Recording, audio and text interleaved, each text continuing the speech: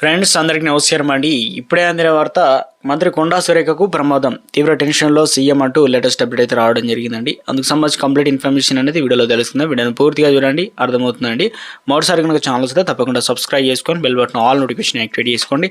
అదేవిధంగా లైక్ చేయడం మర్చిపోతున్నారండి, దయచేసి లైక్ చేయండి. లేట్ చేయకుండా వీడియోలోకి అయితే వెళ్ళిపోదామండి. మనం మంత్రి కొండా సురేఖ పైన ప్రముఖ నటుడు నాగార్జున దాఖలు చేసిన క్రిమినల్ పరువు నష్టం దావాపై నాంపల్లిలో ప్రజాప్రతినిధుల కోర్టులో ఇవాళ గురువారం విచారణ జరిగింది.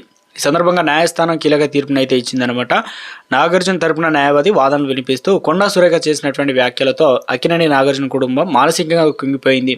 ఆమె వ్యాఖ్యలు అభ్యంతరకరంగా ఉన్నాయని, ఆమెపై క్రిమినల్ చర్యలు తీసుకోవాలని కోరారు. ఇందుకు సుప్రియ సాక్ష్యాన్ని కూడా కోర్టు పరిగణలోకి తీసుకుందనమాట. పిటిషన్ తరపున న్యాయవాది వాదనలకు న్యాయస్థానం ఏకీభవించింది.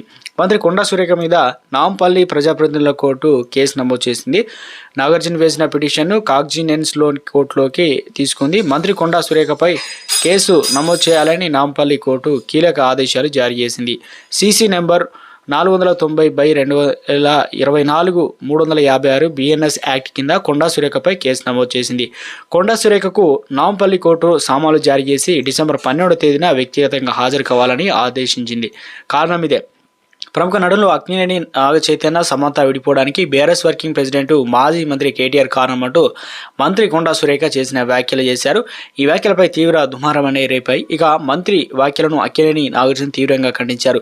సినీ ఇండస్ట్రీ మొత్తం కూడా మంత్రి వ్యాఖ్యలను తప్పుపట్టింది. చివరకు కొండా సురేఖ వ్యాఖ్యలపైన నాంపల్లి కోర్టును నాగార్జున ఆశ్రయించారు. క్రిమినల్ పిటిషన్ దాఖలు చేశారు. ఈరోజు ఉదయం అనగా గురువారం పిటిషన్ విచారణ జరిగిందనమాట. సో మొత్తానికి ఏదైతే పూర్తి స్థాయిలో ఊహించని విధంగా బిగ్ షాకే తగిలిందంటున్నారు. మొత్తానికి